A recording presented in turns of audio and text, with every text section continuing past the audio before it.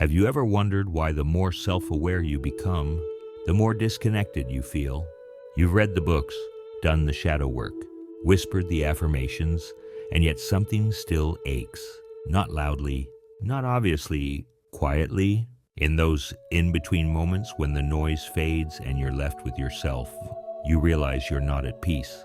You're just controlled, numb in a way that looks like wisdom. Is this what awakening feels like? You thought you'd find clarity. Instead, you found stillness so deep, it feels hollow. You stopped reacting, stopped chasing not out of mastery, but exhaustion.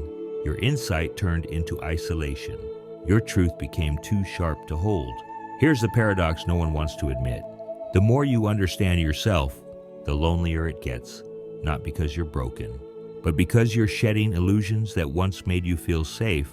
This video is not for those looking to be comforted. It's for those brave enough to ask, what if my growth has become a new way to avoid intimacy? Keep watching. The real truth begins where the spiritual cliches ended. Modern society sold you a dream that the more you achieve, the more complete you become. That success equals joy, that if you play the game right, degrees, careers, relationships, a clean morning routine, you'll finally feel enough. But here's the problem. You did it all. You climbed, conquered, accomplished, and still you feel nothing. Or worse, a quiet despair masked as doing well. Because what no one tells you is that success, without integration, becomes a performance, a prettier prison, and you start mistaking productivity for purpose, applause for connection, and clarity for truth. Carl Jung warned us about this long before hustle culture ever existed. He said, people will do anything, no matter how absurd, to avoid facing their own soul. So you chase, you curate, you learn all the right things, say all the enlightened words, but underneath, your nervous system is screaming, not because you're not smart enough, but because you're bypassing the one thing that matters, the self you've hidden beneath the performance. You're not awakening, you're performing awakening, because real awakening, the kind Jung spoke of, isn't clean. It's messy. It unravels your sense of identity. It doesn't give you more control. It strips it away. You begin to realize that much of what you believe was healing was another mask. Spiritual language becomes a shield. Boundaries become a way to push people away without admitting your fear of intimacy. Self-love becomes a euphemism for never risking vulnerability again. So ask yourself honestly, have you truly awakened? Or are you just more articulate in hiding your pain? Because the ego doesn't disappear when you awaken. It evolves, it adapts, and if you're not careful, it becomes spiritual. You start saying you've healed just so no one gets close enough to see where you still hurt. You call it sovereignty, but it's really self-protection. So before we go deeper, here's the question that matters. Have you ever mistaken the performance of awakening for the real thing? Because if you have, you're not alone. But now, you have a choice. Her name was Elise, a writer, quiet, brilliant, spiritually attuned, the kind of person who cried when a tree was cut down, who could sense the tension in a room without a word being spoken. She had done everything right: meditation, therapy, plant medicine, journaling, all the books Tolle, Watts, Jung, Krishnamurti. She dismantled her ego layer by layer, like a sacred ritual. And then, one morning, she woke up hollow, not depressed, not broken, just empty, as if the scaffolding of her identity had collapsed overnight. And now she was floating in the aftermath, a soul with no story. She sat on the floor of her apartment for hours that day. No crying, no panic, just silence. A silence that felt more violent than grief. Because no one told her this would happen. That after the unraveling comes the void.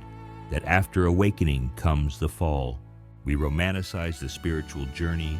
We speak of awakening as if it's a peak, a light. But Jung warned us otherwise. Enlightenment doesn't come by imagining figures of light, but by making the darkness conscious. And when that darkness arrives, not metaphorically, but viscerally, you're not ready.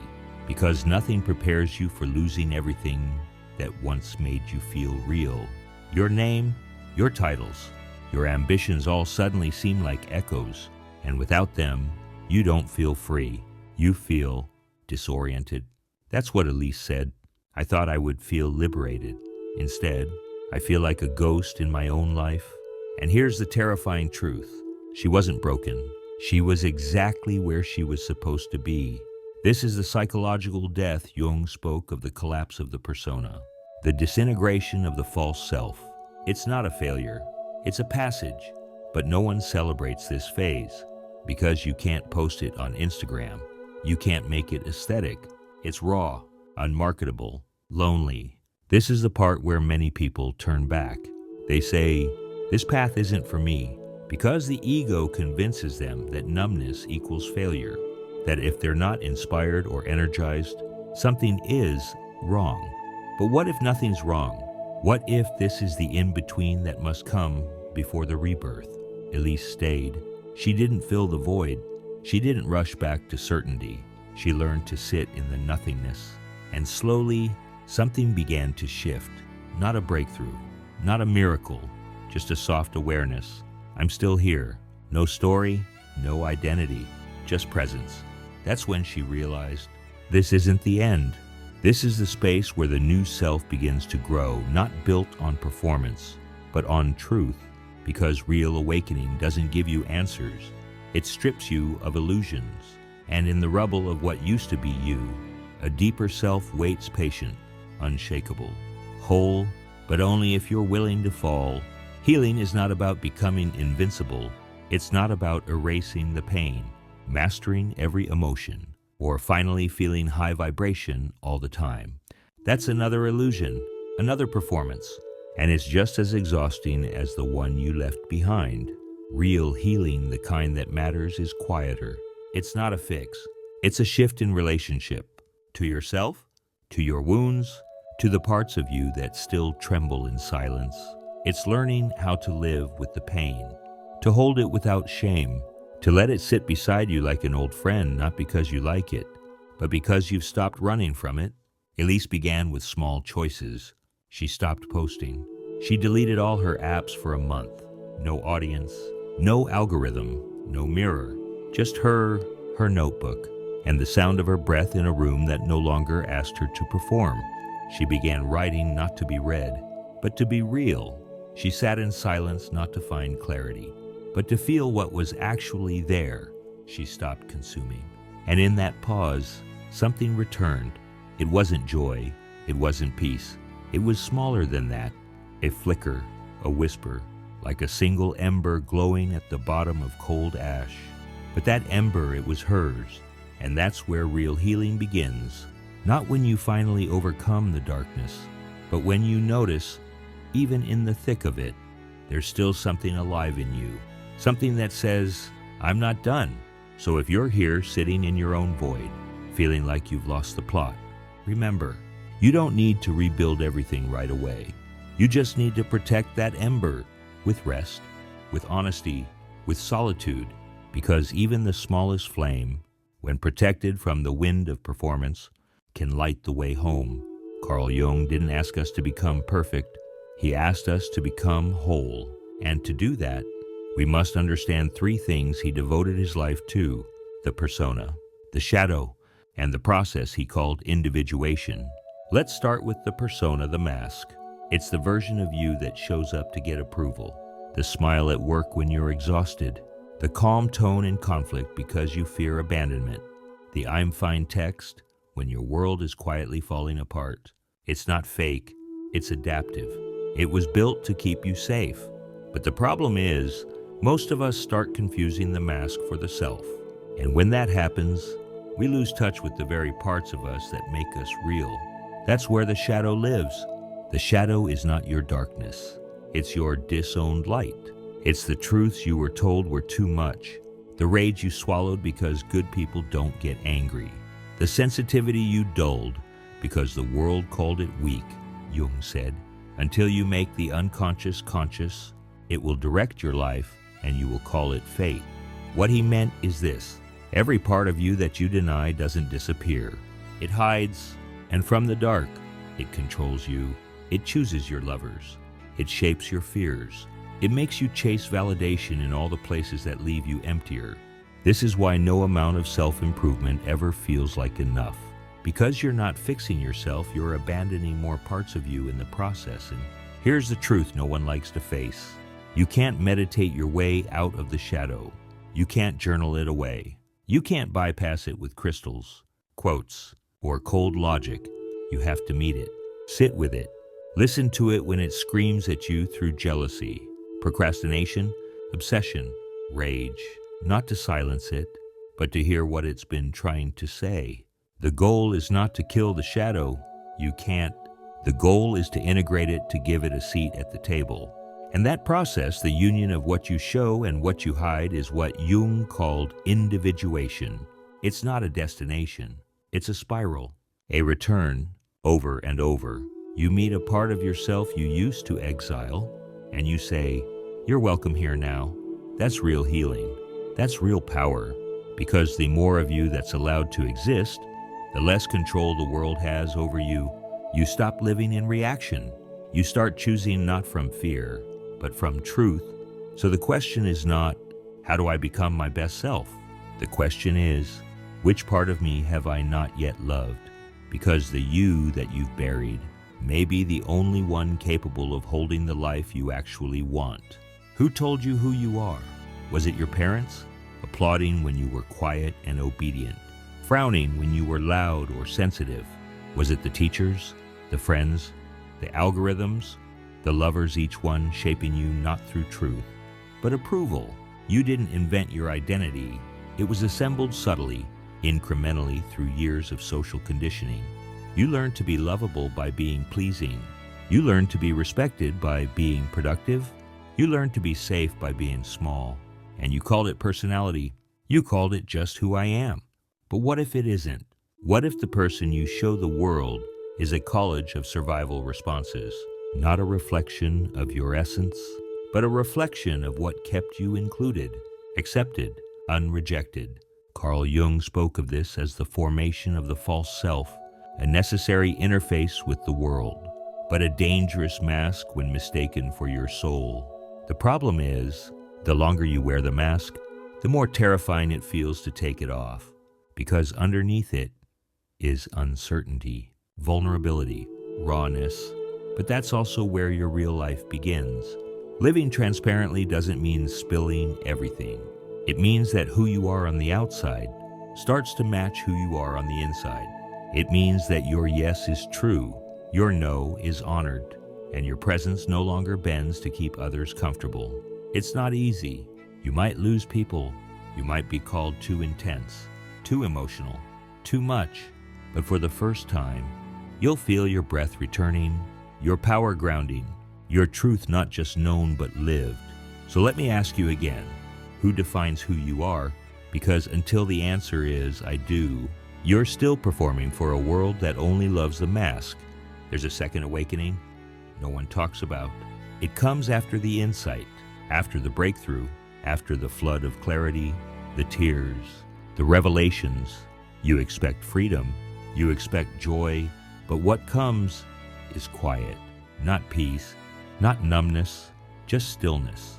You wake up and the world feels flat, not because something is wrong, but because for the first time, you're no longer waiting for it to excite you, save you, define you. There's no urge to be impressive, no desire to argue, no need to fix, chase, prove, perform. You don't feel high vibration. You just feel here. There's a strange beauty in it, not glamorous, not shareable, but deeply sincere. This is not the end of awakening. It's the beginning of embodiment. It's where truth stops being something you say and becomes something you quietly carry. There's no map for this phase, no guidebook, just moments. Simple, present, real. And in that ordinariness, you realize maybe this is what freedom actually feels like. Not loud, not ecstatic, just honest. And maybe, for the first time, that's enough.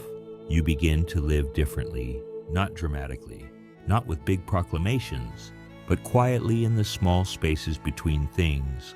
You wash your hands, and for once, you're there feeling the water, the texture of soap, the temperature shifting on your skin. No rush, no thoughts, just presence. You open a drawer, notice the clutter, and instead of judging or fixing, you gently reorganize, not to achieve something, but because it feels good to bring order to your space. You sit, not to meditate, not to optimize, just to sit, and in that sitting, you remember that nothing is missing. This is what returning feels like, not a grand return to who you were, but a soft arrival into who you've become. You no longer need constant motion. You don't chase what doesn't resonate. You move slower. You say no more often. You protect your peace without apology. And the beauty, it's not loud. It doesn't announce itself, but it changes everything. Because when you live from this place, even the simplest things begin to feel sacred. You've walked through fire, but not the kind that burns everything down. The kind that illuminates what's real and asks you to let go of what's not. You've faced the silence, the void, the aching sense that maybe something in you had disappeared. But now you know it didn't disappear.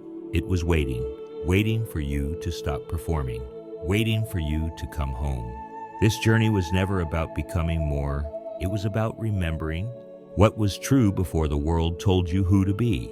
You moved through the unraveling, through the numbness, through the quiet, and in that stillness, you found something the noise could never give you, a peace that doesn't need to shout. Here's the final paradox. Everyone wants to be loved, but very few ever sit still long enough to love themselves, not perform love, not affirm it, just be with it in silence, in simplicity, without needing it to prove anything. And that is your power now, not in how loudly you speak, but in how deeply you're rooted, in how honestly you show up, even when no one's watching. You don't need to chase love anymore, because you've become the place where love returns. So now that you've heard all this, what will you do with it? Not tomorrow, not when life calms down, but now in this quiet moment, when it's just you, your breath, and the small truth echoing inside. I'm ready to stop abandoning myself. Will you keep performing, or will you pause long enough to feel your own presence? Will you keep chasing love as a destination, or begin offering it from the place in you that no longer begs to be chosen? Because maybe the question isn't, who will love me if I'm fully myself? Maybe the real question is, what kind of life becomes possible when I do